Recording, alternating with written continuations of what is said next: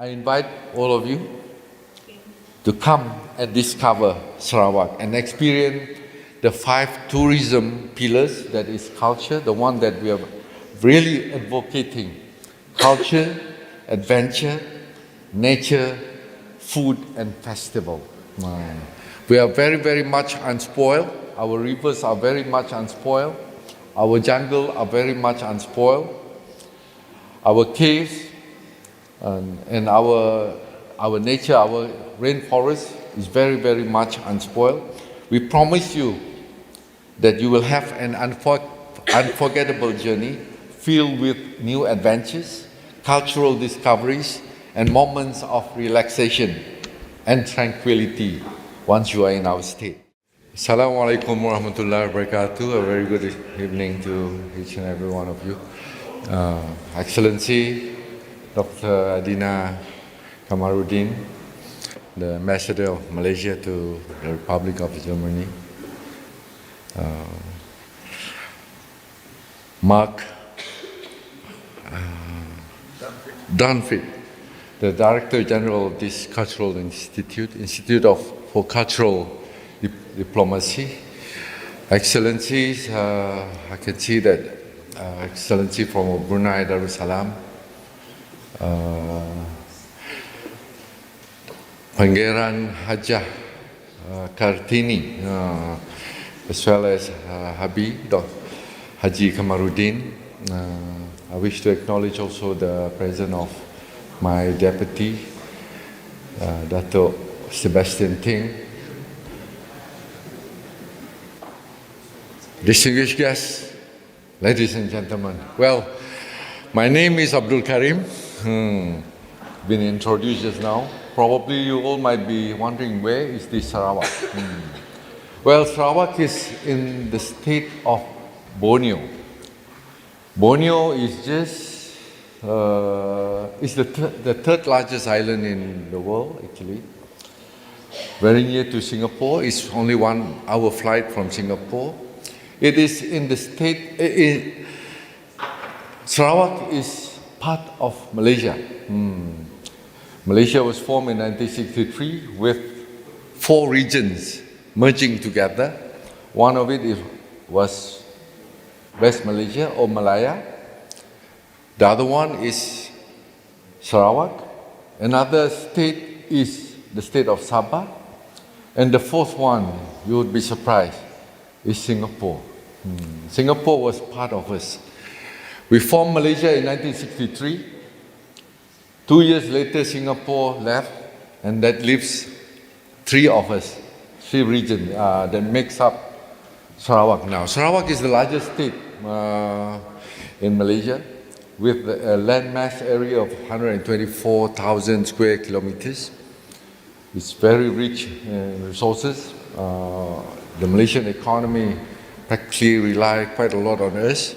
Almost half of the Malaysian economy comes from the state of Sarawak. It's very, very rich in its diversity, but population-wise, it's very, very small.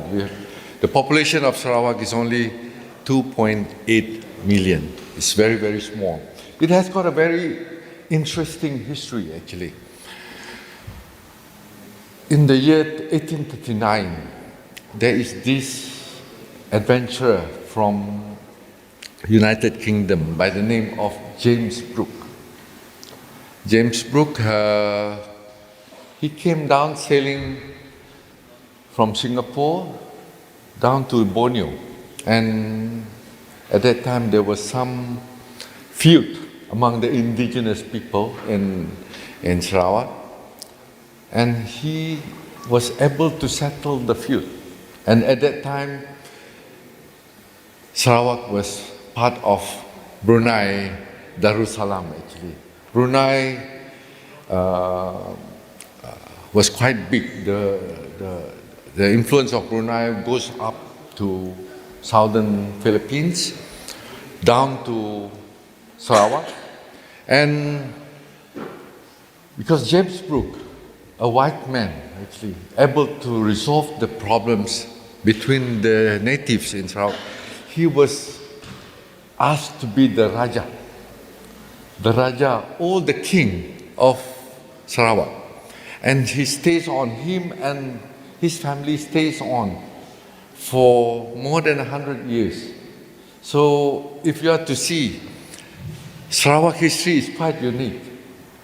Most of those Westerners, I would say, those who come into the East, or those who come into South America, they face problem with the local, the indigenous people. But somehow, this Brooke family was quite well accepted, quite well accepted into Sarawak, and he was the one who brings in religion. He was the one who brings in education. I'm one of the product of that, because the school system in Sarawak is based on the British system. The administrative system is also based on the British system. Well, that is how it gets to be developed. And in 1963, as I mentioned just now, Sarawak, another region which was also part of the British colony before, Sabah, and Malaya, together with Singapore, they merged to form what we call Malaysia today. Well, Sarawak has got 31 different indigenous groups. It's very, very rich in culture, very, very rich in... When you have got 31 different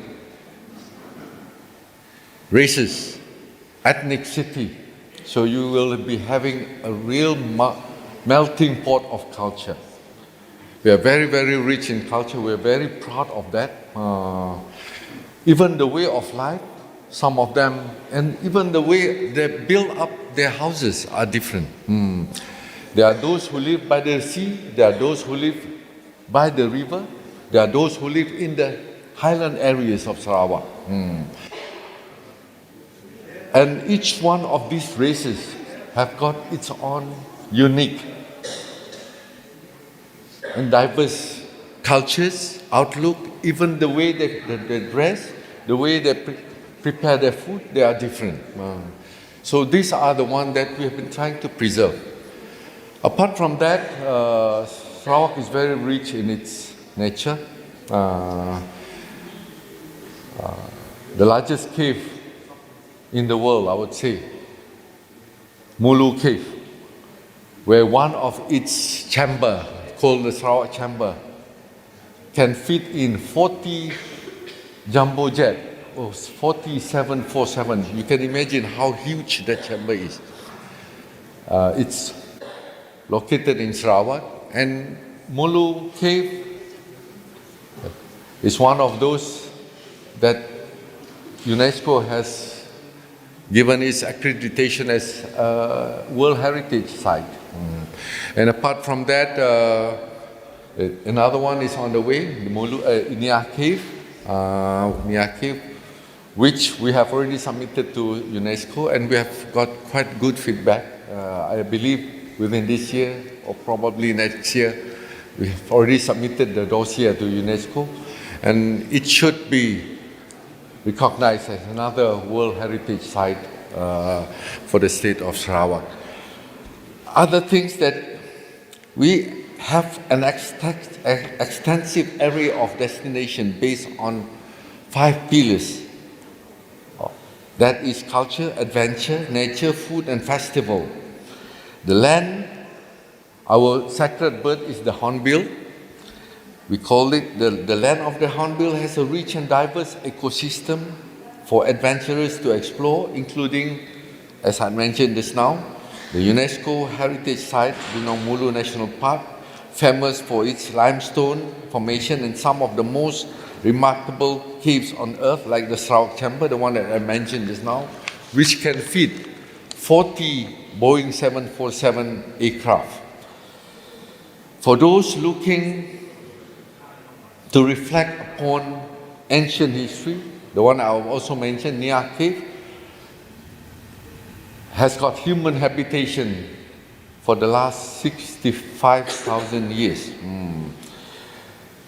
Nia National Park when the Nia cave is sighted, it's said to become another precious gem in Sarawak Natural Treasure Trove.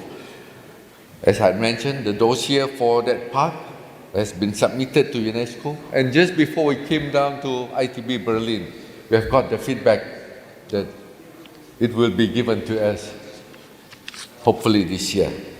Our diverse ethnic heritage has made food culture, as I mentioned, when you have got 31 different ethnicity, food culture in Sarawak very rich and diverse, which is how our capital city, Kuching, the capital of Sarawak is called Kuching, earned its UNESCO Creative City Network title for gastronomy in the year 2021.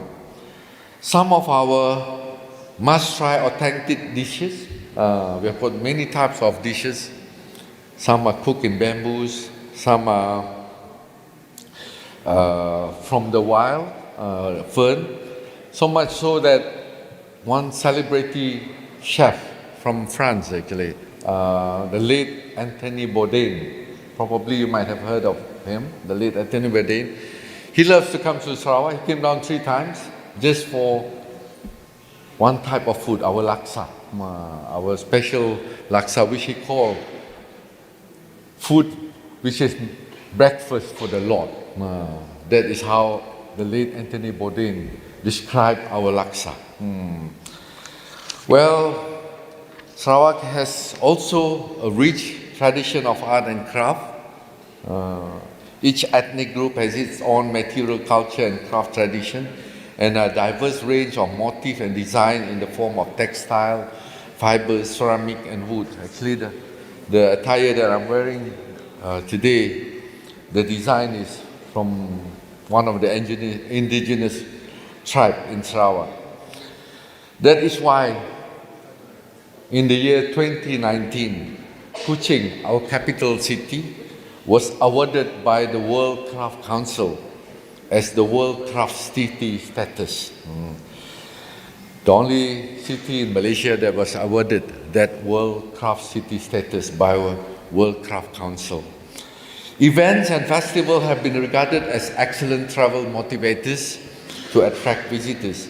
Sarawak highly relies on events and festivals to further establish its image as a cultural destination, among others, and has always expanded event tourism as part of its important tourism attraction. Okay, probably some of you might have heard of Rainforest World Music Festival. It's quite famous to Europeans, especially to Germans, those from Germany, because we do have those who come for this music festival over and over again, This year is going to be the 26th year of this Rainforest World Music Festival. It's going to be held on the 23rd and 25th of June 2023.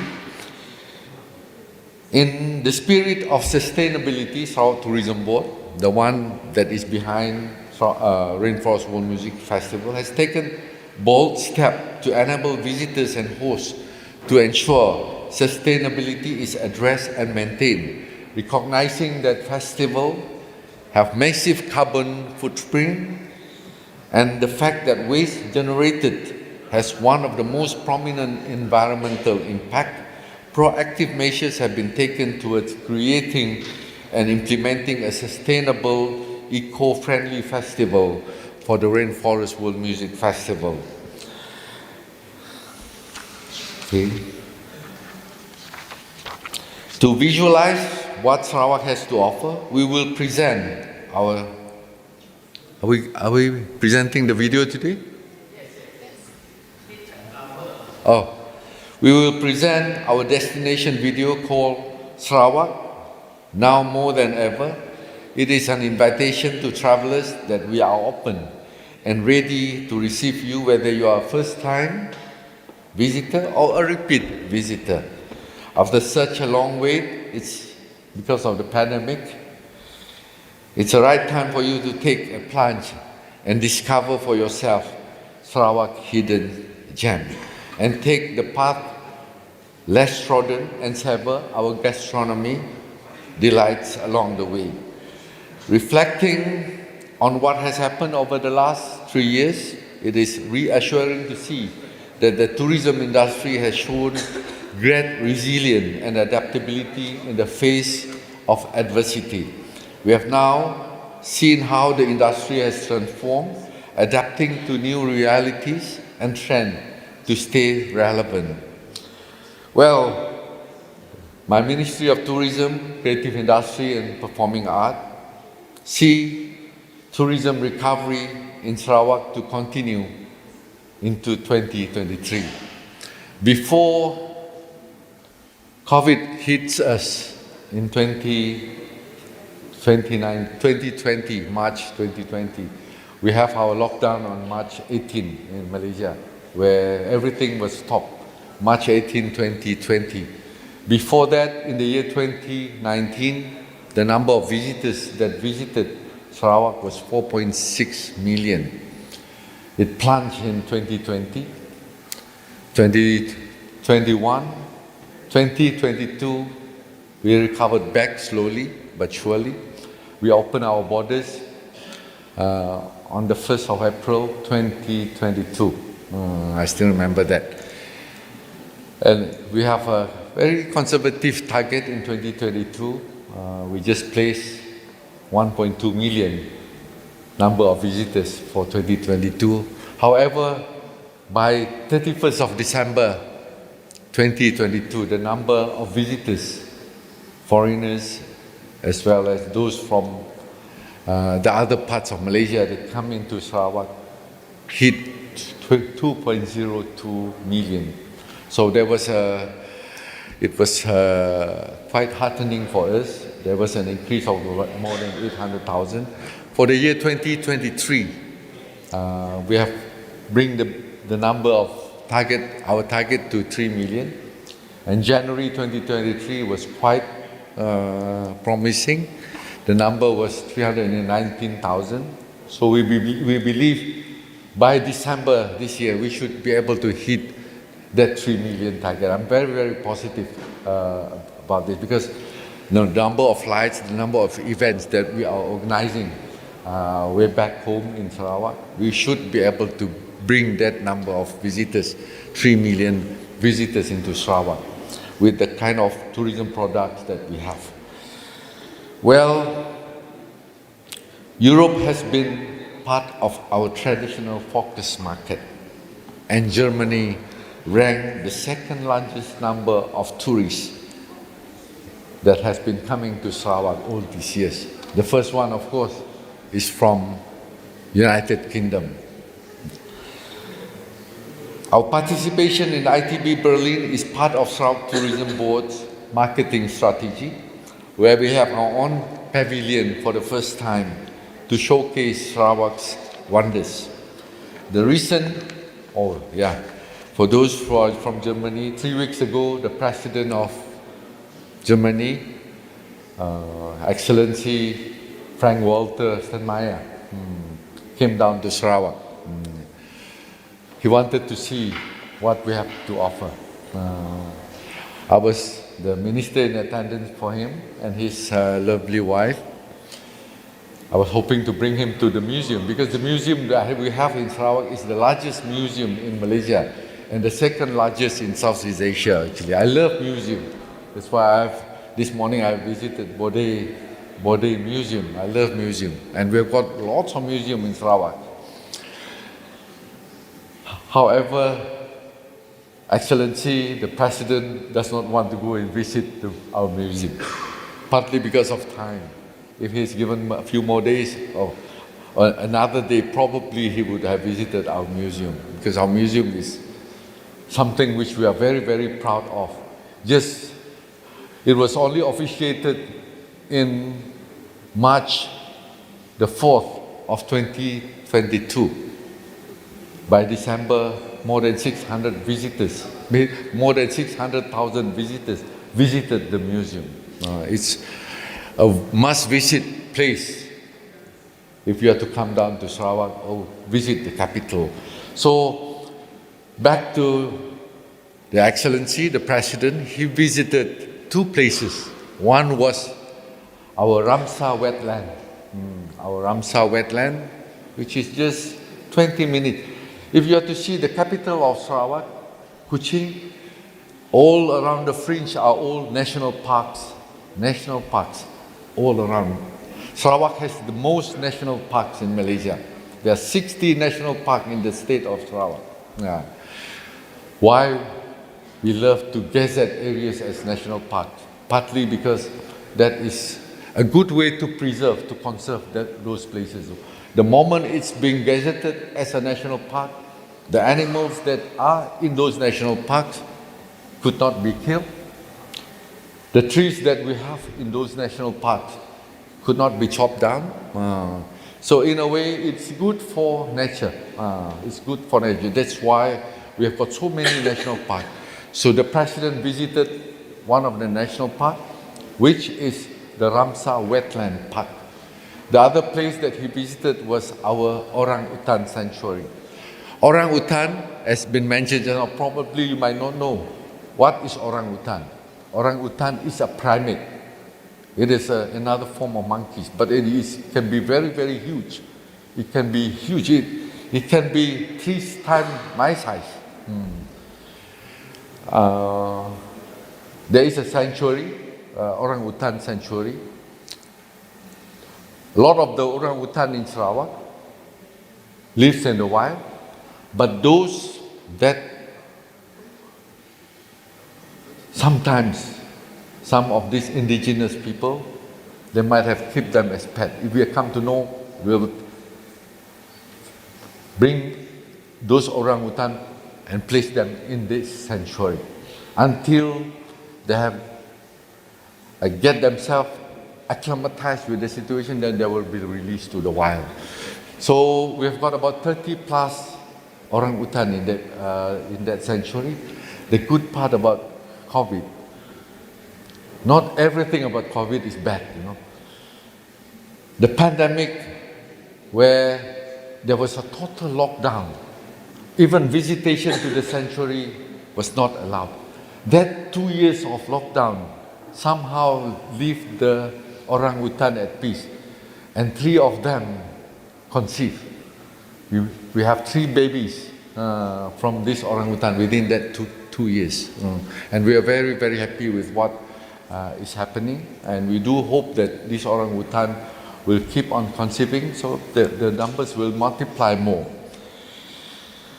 Well, in 2021, Sarawak became the first region in Malaysia to join the Global Destination Sustainability Index for Tourism and Business Event via the GDSI Partnership Program. The journey will continue with Sarawak part to get accreditation for having sustainable policies and practices in place. Well, I'm coming to the end. We are excited to welcome back more visitors from this part of the world. We are also quite excited to welcome those from China. China has closed its border. It's only recently that China has opened its border, and I'm very, very sure with the close proximity of Malaysia and China, I believe this year, next year, there will be lots more Chinese tourists coming down to our shows. In conclusion, I invite all of you to come and discover Sarawak and experience the 5 tourism pillars, that is culture, the one that we are really advocating: culture, adventure, nature, food, and festival.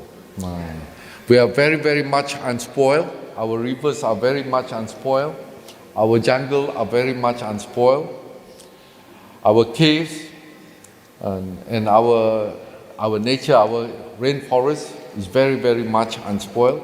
We promise you that you will have an unforgettable journey filled with new adventures, cultural discoveries, and moments of relaxation and tranquility once you are in our state.